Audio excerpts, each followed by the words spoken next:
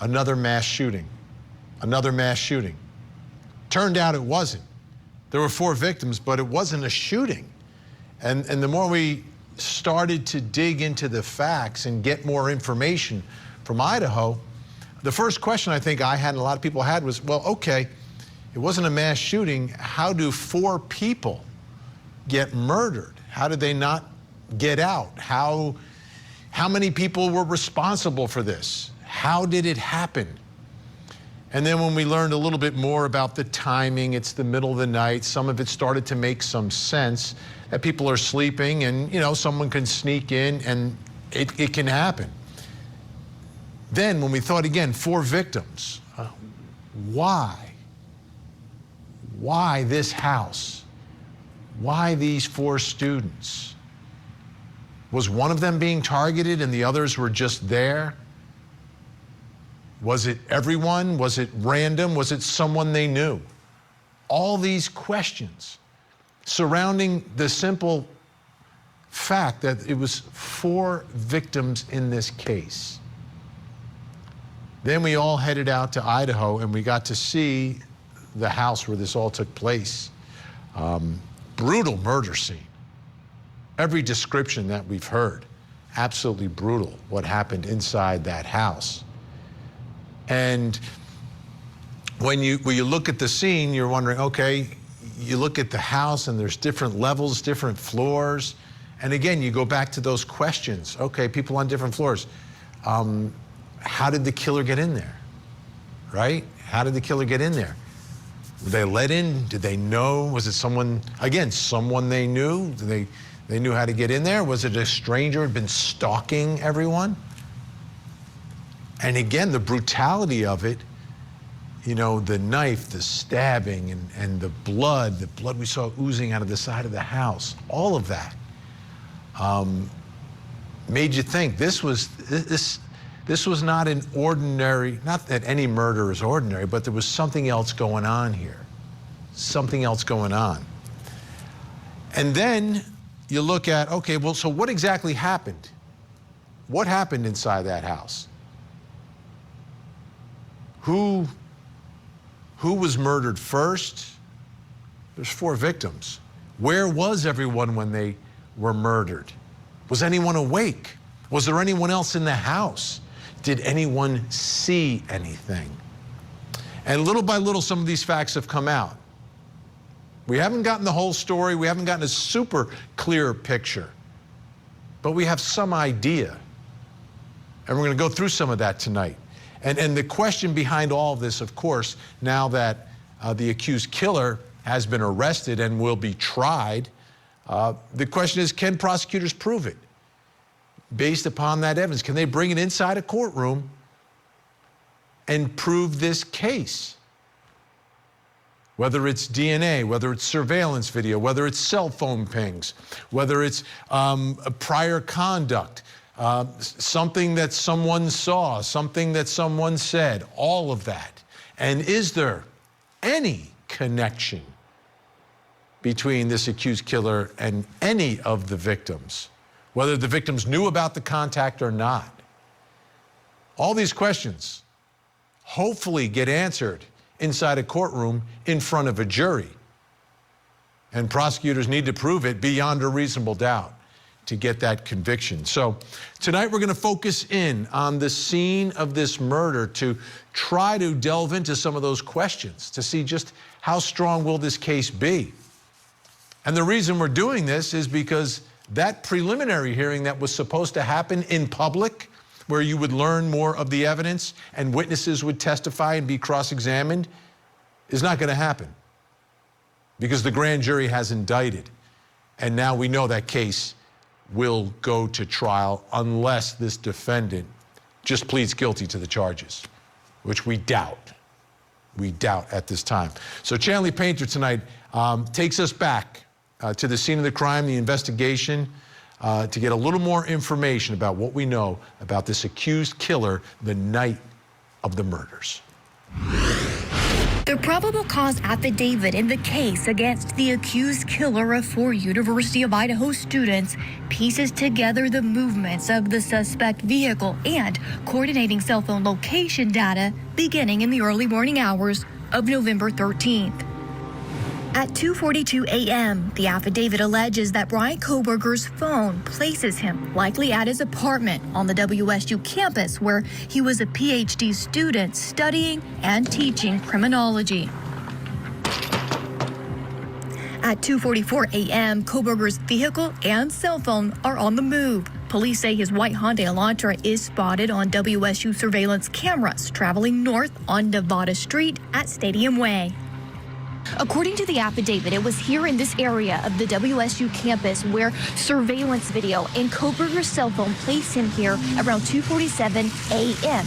According to the affidavit, he spent several minutes in this area where he allegedly turned off his cell phone before heading out of town toward Moscow, Idaho.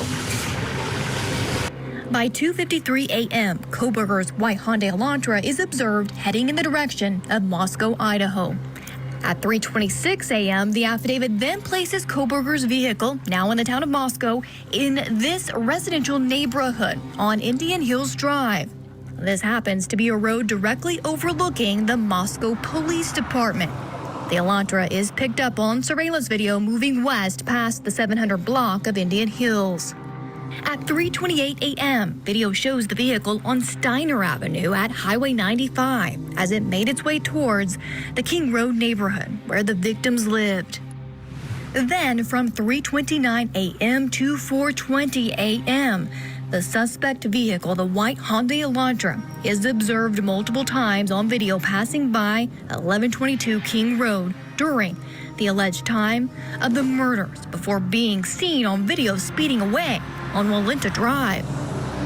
The probable cause affidavit states that the car likely exited the neighborhood at Palouse River Drive and Conestoga Drive, a road that eventually leads to Pullman, Washington. About 2 hours after he allegedly turned off his cell phone, police say Kohberger turned it back on here near Blaine, Idaho. It's about 10 to 15 minutes south of Moscow, a rural community off Highway 95, and it has its own cell tower. According to the affidavit, from 4:50 a.m. to 5:26 a.m., Kohberger's phone movements show him allegedly moving south towards Genesee, Idaho, and west towards Uniontown, Washington. Kohberger may have taken a well-known back road called Thorn Creek Road at this point in his route towards his apartment. These are all very isolated roads, but Thorn Creek Road is known to be even more desolate. Police allege Kohberger eventually made his drive back into Pullman, Washington from the quiet road of Johnson, where his vehicle was picked up on this security camera, the first time a camera captured his Hyundai after the murders were committed. By 5:30 a.m., police tracked the movements of Kohberger's cell phone and vehicle back to his apartment. All right, we're going to take you inside the murder scene with our guest. Joining us tonight in Chicago, Illinois, founder of Victims News Online and former private investigator Erica Morse is with us. And in Nashville, Tennessee, legal commentator, former Los Angeles deputy district attorney, podcaster, and YouTube host of The Emily Show, Emily D. Baker is back with us as well. Great to see you both. Thank you for joining me. Let's start and go through this house. There's 3 floors. Let's start on the first floor, that bottom level. Let's take a look. We have 2 views here, the front view of the home and the side view of the home. That's this bottom level. Inside now, we're going to take you inside that bottom level. You can see you've got the front door. You've got 1 bedroom on one side, another bedroom on the other. The stairs that go upstairs. Let me start, Erica Morse. Bethany, one of the roommates, who the defense wants to speak to and says may have exculpatory evidence, is in one of these bedrooms. What are your thoughts about what, if anything, that happened there on that first floor?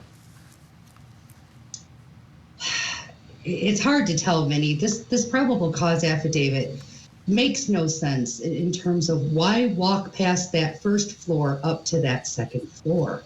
It just does. I don't understand it. I would understand that the defense would have some questions about this, because you would assume that everybody in that house would not have made it out alive. And so my problem in this affidavit is missing or skipping that bottom floor and going up to that second floor to begin this terror. Emily, there was also a DoorDash delivery that we've heard about. And I'm wondering, does the DoorDash go to that door? What else is going on down there in that bottom level? What are your thoughts about what's happening down there? And what, if anything, that the roommate Bethany may be able to add to this to tell the jury and let them know what, if anything, she knows about what happened that night, that morning? I think they're going to be really interested in timeline of when DoorDash got there, which door DoorDash came to, and if DoorDash getting there woke up Bethany, when she was home, when she went to bed, and that kind of information, because we don't know if the house was entered on the bottom floor or entered up above on the second floor, which exits outside to that back hill. So we don't know where the house was entered, but they're absolutely going to want to know what this roommate heard and when, and kind of start to put together that timeline a little bit more with DoorDash getting there. And that's going to all be tracked by the DoorDash app pretty closely. Yeah, that is a significant part of the timeline because it's so close in time. Let's move up to that second floor. So let's take a look at the exterior of the house, the middle level, the second level. You look at it from where the cars park, it is the second level. You need to go up the stairs if you enter through the door with the wreath in that basement. But as Emily pointed out, if you climb up the hill on the side of the road, there's a sliding door entrance or exit that goes into the kitchen. Now, let's take a look at the floor plans of this main floor. You see where the patio is on the top right-hand side. You see where the kitchen is. That's, sliding door through the kitchen. And then on one side you have Dylan, and then on the other side you have Ethan and Xana. And Dylan, we know, Erica, is someone who apparently saw or allegedly saw the killer from her doorway. Significant. This, to me, there's so much happening here. And Ethan and Xana obviously are murdered on that main level. What are your thoughts, Erica, about what happened there on that main level? And let's recall, Vinny, she didn't open that door once. She opened that door twice. Because she heard something. There was a statement, I'm going to help you. And then she kind of opened that door, and then she heard something else and opened it again. And that's when she saw this man in black. So I still, and I said this a few months ago, I really think that she was groggy. I think she, thought it was somebody else in the house. We did know that people were moving around. And I'm glad that Emily mentioned that part about the second floor, because with all of these rental services and real estate services, when you Google that address, floor plans are available online, virtual tours are available online. And we know that Bryan was at that house at least 12 times, according to those cell phone pings, prior to this gruesome set of murders. And as a criminology student, I think he would have studied that floor plan and just studied that entire floor plan extensively, because I don't think he wanted any surprises. I think he wanted to be in complete control of how things went down. Emily Baker, your thoughts about that sliding door? We saw during the investigation, they were looking for fingerprints. There was dust. A lot of focus on that area. And we've also seen video of when the police came for a noise complaint before these murders and came up to that sliding door.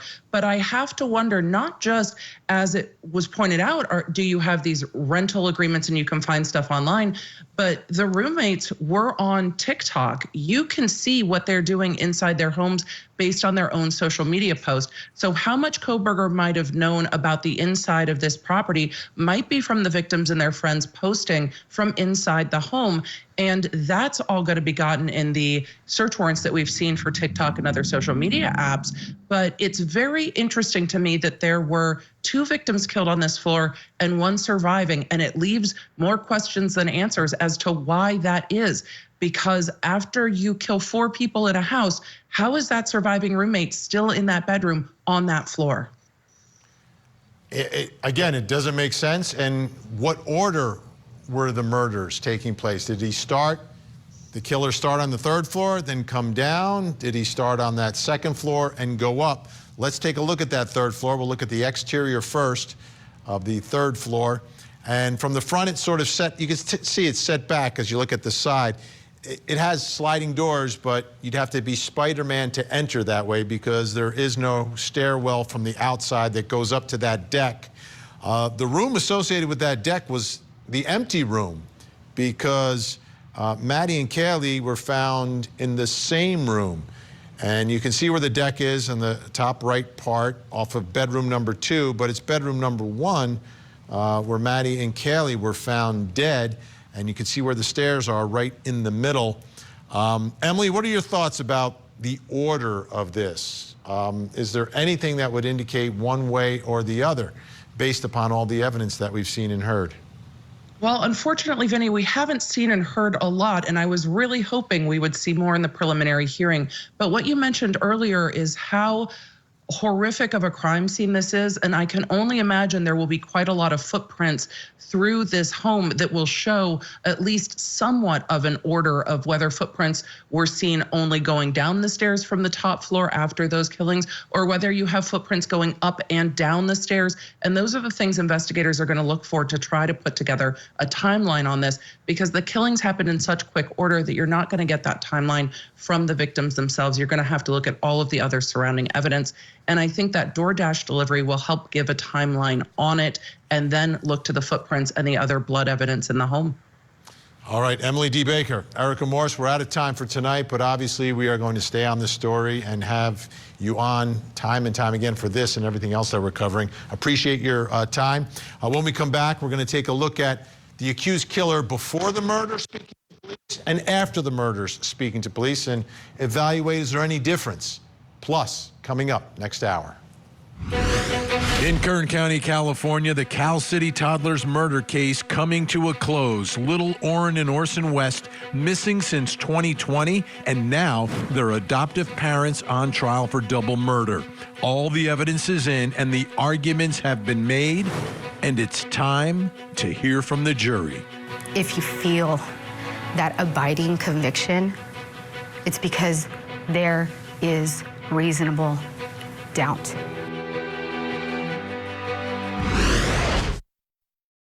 A disgraced lawyer accused of a disturbing murder. The victim?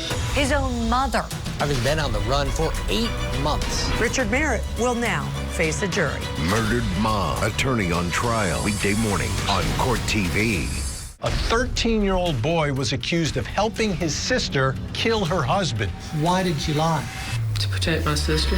Accomplice to murder with Vinnie Politan. All new episode, Sunday night, 8/7 Central, only on Court TV.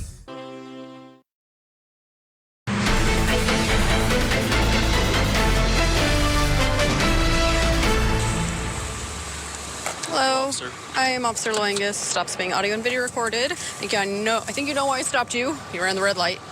What actually happened was I was stuck in the middle of the intersection. Yeah, so I was behind you the whole time. Yeah. Yeah. So technically you're not supposed to enter the intersection at all for that reason, because if the light turns red, then you're stuck in the intersection, and then you run the red light. So that's the reason I stopped you. Do you have your license on you? Yep. It's really quite amazing how much interaction with police the accused killer in the Idaho students case had. That was some video about a month before the murders. And what I want to do is take a look at his interaction with police before the murders and after the murders with our guest joining me in Los Angeles, California, forensic psychiatrist. No. Joining us in Alexandria, Virginia, body language expert, New York Times bestselling author of You Can't Lie to Me. That is Janine Driver. Janine, great to see you. Nice to see you, Vinny. All right, so we're going to do the before. we've got a couple clips before, then one clip after. This, again, is the accused killer.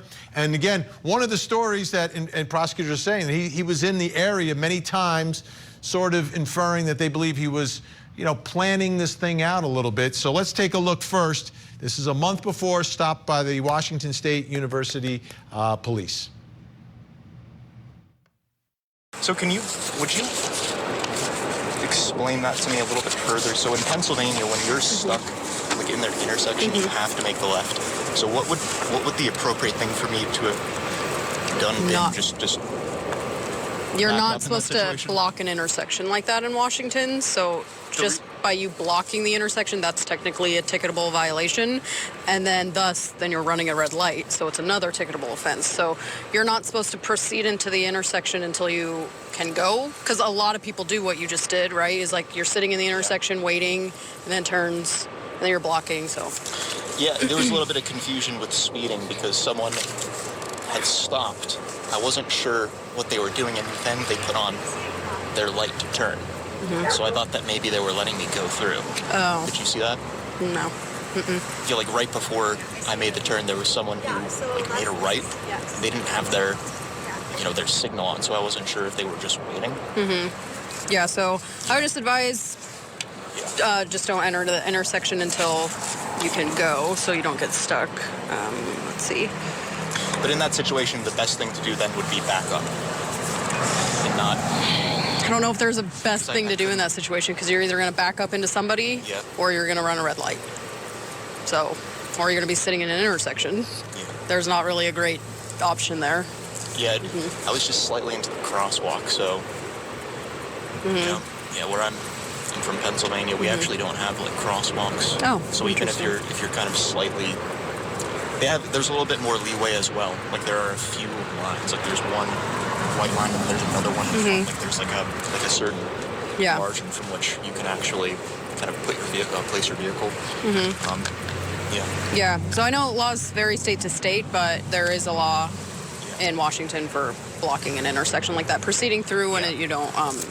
When you're just stalling. I forget the actual verbiage. I can find it for you, but it's like stalling, blocking an intersection. Yeah, I'm just curious about the law. I don't mean to. Oh no, yeah, I can find it for you. Yeah. One second. Okay, Janine, what did you see? What did you hear?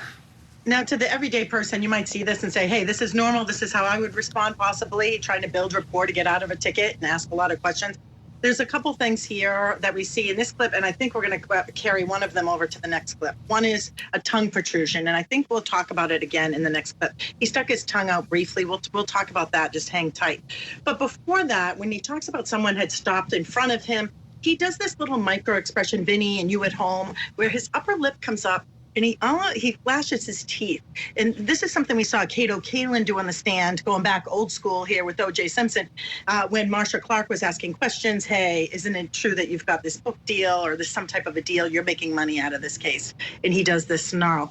When the upper lip comes up and we see the teeth like this is a combination between anger and disgust, and that equals scorn. So, and we have this tiny little sneak peek of scorn, which is very intriguing to what's to come a month later.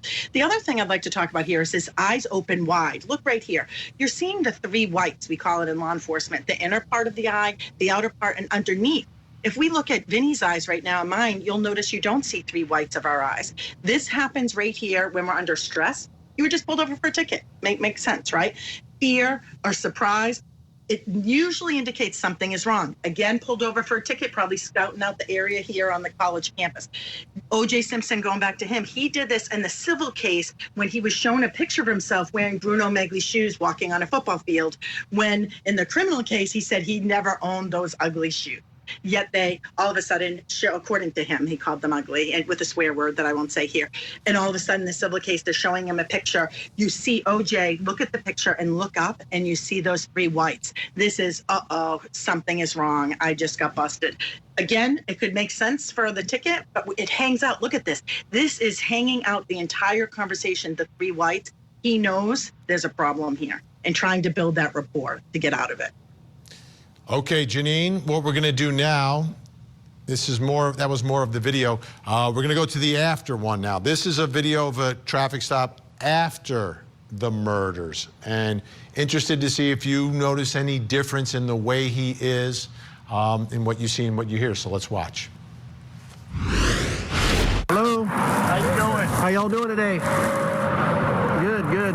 Take a look at your driver's license real quick if I could. See, he's right up on that van, man. He was right up on the back end of that van. Pulled you over for tailgating. Is this your car? Okay. Cool. Where are you headed? Well, we're coming from WSU, and we're scanning early. What's WSU? University, basically. There was this incident that was occurring up there. It was a shooting incident. That is SWAT team and everything. So we're, okay, I'm having a hard time hearing you because of the traffic. So you're coming from Washington State University? Yeah. And you're going where? Oh. We're going to be going to Pennsylvania. Oh, okay. Yeah. So we're slightly punchy because we drive for hours. Hours, days. Hours to drive. Well, almost a day. Okay. And what did you say about some SWAT team thing? Or there was a mass shooting and everything. Where? This was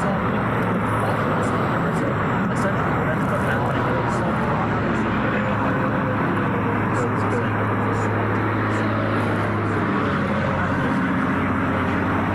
interesting. Well, it's horrifying because he's supposed to be university, you know what I mean? So y'all work at the university there? Or? I actually do work there. Oh. Okay. Okay.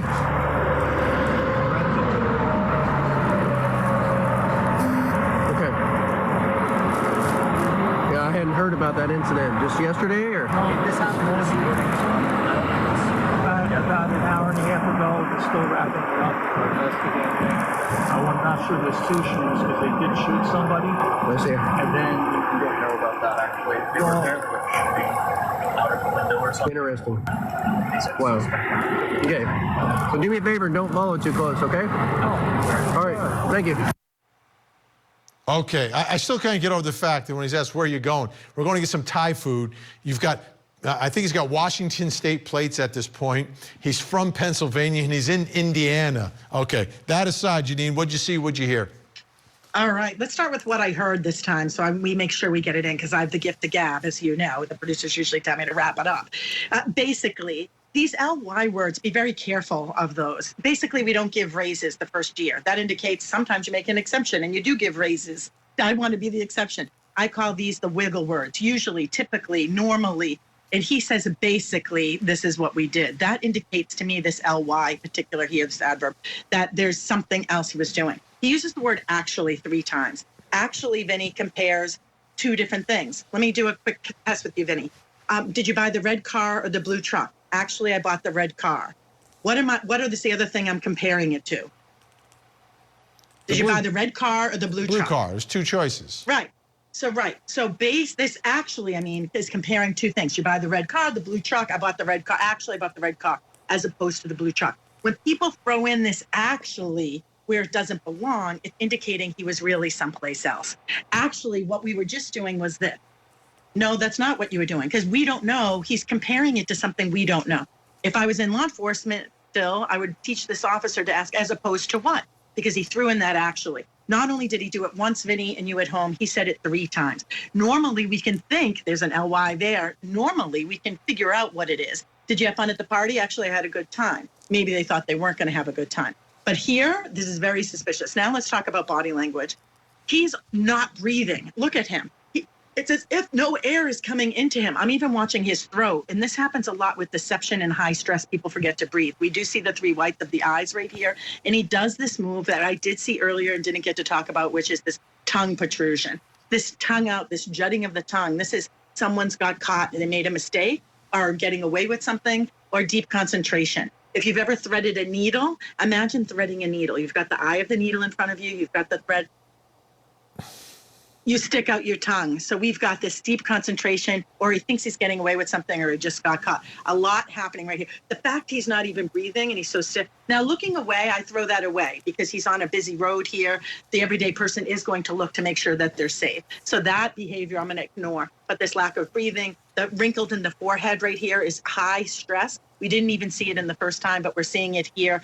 And then, of course, this tongue protrusion. And the big one for me, the smoking gun is the word, actually. I wrote it down and did my little 3 tick marks. This is huge. And these LY words, if you go back to Johnny Depp and Amber Heard, she loved the LY word, right? So be careful of listening to people closely, what they're saying. If someone says, typically we can't give raises in the first year, you might be able to get yourself a raise. My name's Janine. Thanks for having me back. I appreciate it. All right. Actually, we have to go to a break right now, Janine. So I love you. Great to see you. Thank you so much. And your hair is so great. I'm loving what's happening with this hair tonight. I love it. All right. I just got a haircut. How about that? It looks good. It's dapper. I knew something was going on. All right. Janine Driver, ladies and gentlemen. When we come back.